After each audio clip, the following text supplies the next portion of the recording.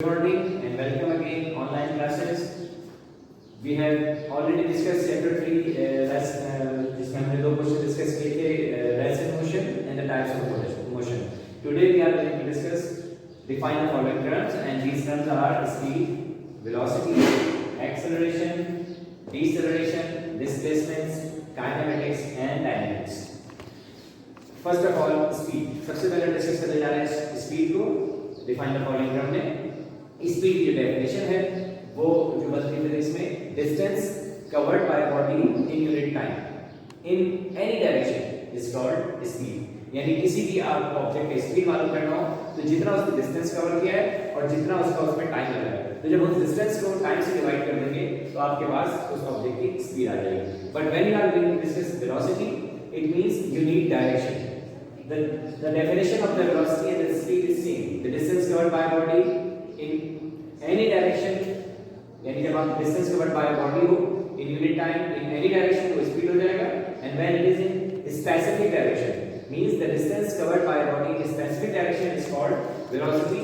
Both are mentioned by v, the sign of v, and it's equal to s upon t. S is showing the distance and the t is showing the time. So whenever you will divide the distance by the time is called velocity or speed, but when the direction is mentioned it is called velocity, and if the direction is not mentioned is called speed. Okay, so this is the speed and velocity, the same definition, there is difference of direction. Then we have acceleration. Acceleration is related to the velocity. Velocity से related है, यानी आपने देखा होगा velocity मतलब speed. आप गाड़ी जब भी चलाना शुरू करते हैं तो एकदम से 100 की स्पीड नहीं बढ़ती बल्कि वो आस्ते आस्ते ग्रेजुअली उसकी स्पीड बढ़ती है. पहले 10 फिर 20 फिर 30 फिर 40 इस तरह से बढ़ा रहे होते हैं. तो डेफिनेटली स्पीड चेंज होने में कुछ टाइम लगता है. तो जो स्पीड चेंज होने में टाइम का रेशियो है यानी जिसको आप क्यों कह रहे हैं डेफिनेशन में the rate of change of velocity. Velocity is speed. तो the rate of change of velocity is called acceleration. यानी जो भी वेलोसिटी चेंज होने में टाइम लग रहा होता है उस टाइमिंग को उस वेलोसिटी से जो वेलोसिटी चेंज हो रही है उससे जब हम डिवाइड कर देते हैं तो हमारे पास जो चीज आती है that is called acceleration. In definition rate of change of velocity is called acceleration. और इसी से रिलेटेड आपके पास deceleration when the acceleration is negative. और ये नेगेटिव कब होता है जब आप ब्रेक अप्लाई करते हैं. When the brake is applied the acceleration will be negative. यानी आप देखिए उसमें स्पीड कम होना शुरू होगी. तो स्पीड कम भी होगी तो उसमें भी ये रेशियो की स्पीड एकदम से कम हो जाती है 100 से 0 पे आ गया बल्कि कम होना शुरू होगी 90 80 70 60 तक आके जाएगा कम हो रही होगी. तो व्हेन द स्पीड जो है वो इंक्रीज हो रही है तो acceleration rate of change of velocity is called acceleration and the negative acceleration is called deceleration. यानी वहां पर क्या हो रहा है आपके पास एक्सेलरेशन जो है वो कम हो रहा है वेलोसिटी कम हो रही है. जब वेलोसिटी कम हो रही होगी तो वो आपके पास क्या आएगा deceleration. The definition is same. The rate of change of velocity is called acceleration और the negative acceleration is called deceleration. उसके बाद नेक्स्ट पॉइंट आपके पास दिया हुआ है डिस्प्लेसमेंट. डिस्प्लेसमेंट का आप इस तरह समझ लें कि if you have two points, a point A and the other point is B. ये दो पॉइंट है. Suppose A is your home and the B is your school. आपको यहाँ स्कूल आना है और स्कूल आने के लिए आपके पास डिफरेंट वे है कि आप एक जगह बैक साइड से जा सकते हैं, आप फ्रंट से जा सकते हैं, आप शॉर्टकट भी जा सकते हैं. आप यूं आ रहे हैं यहाँ से राउंड अबाउट से घूमते हुए ये नंबर डिस्टेंस हो गया. आप यहाँ से आए इस तरह से करके घूमते हुए ये और डिस्टेंस हो गया.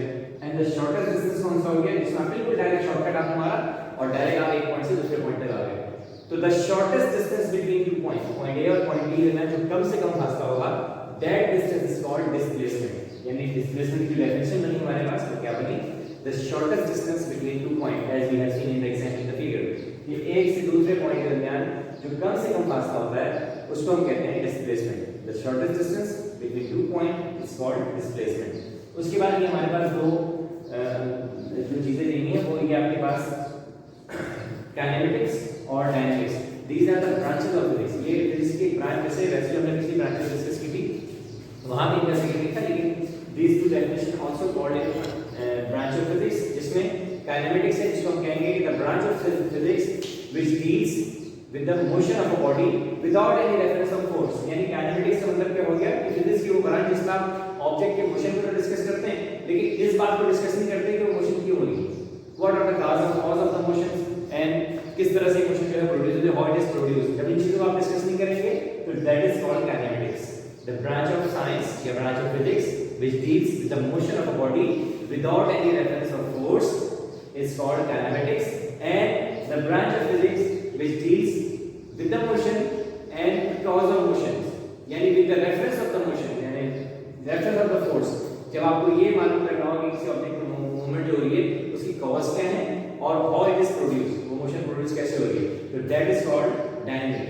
काइनेमेटिक्स जो है ये वर्ड लैटिन वर्ड है जो निकला है काइनेमा से. काइनेमा का मतलब होता है मूवमेंट, तो उसी से बना है काइनेमेटिक्स. और डायनेमिक्स जो है ये निकला है डायनेमा से. डायनेमा जिसके माने होते हैं एनर्जी पावर, तो उससे ही निकला हुआ डायनेमा से डायनेमिक. ठीक है, तो ये दोनों आपके पास जो है वो एक तरह से ब्रांच ऑफ फिजिक्स है जिसमें जब हम फोर्स मोशन को डिस्कस करें without any reference of force तो वो कहलाएगा काइनेमेटिक्स, और जब हम मोशन को डिस्कस करें with the reference of force, with the cause of force, with the producer of force, तो वो कहलाएगा आपके पास डायनेमिक्स. ठीक है, तो that was the definition of the following terms. ये आपको जो छोटी-छोटी टर्म्स दी थी इनकी डेफिनेशन है.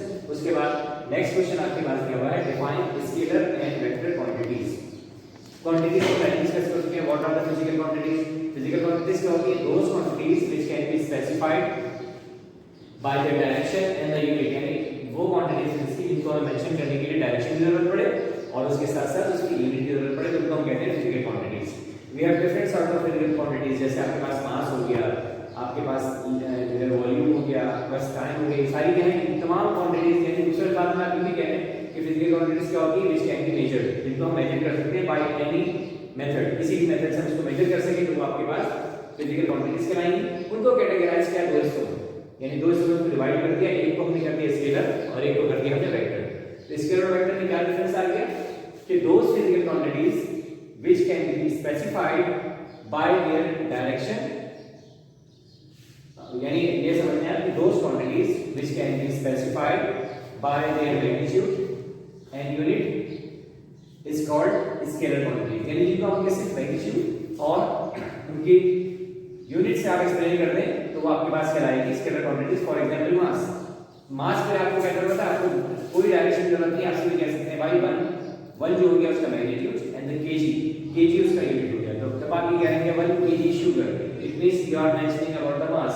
और जब मास को मेंशन कर रहे हैं तो उसमें आपको डायरेक्शन की जरूरत नहीं, तो वो कहलाएगी स्केलर क्वांटिटीज. यानी दोस quantities which can be specified by their magnitude and unit only is called scalar quantities, and those quantities which cannot be specified by their magnitude and unit only but also in the direction is called vector quantities. For example velocity, for example displacement. ये वो चीजें हैं जिसमें आपको mention करना पड़ेगा direction का. जैसे आपने वेलोसिटी की डेफिनेशन पढ़ी थी इसमें कि distance covered by body in specific direction, तो डायरेक्शन नहीं होगा तो वेलोसिटी प्रोड्यूस नहीं हो सकती, इसलिए वेलोसिटी जो है क्या है एक वेक्टर क्वांटिटी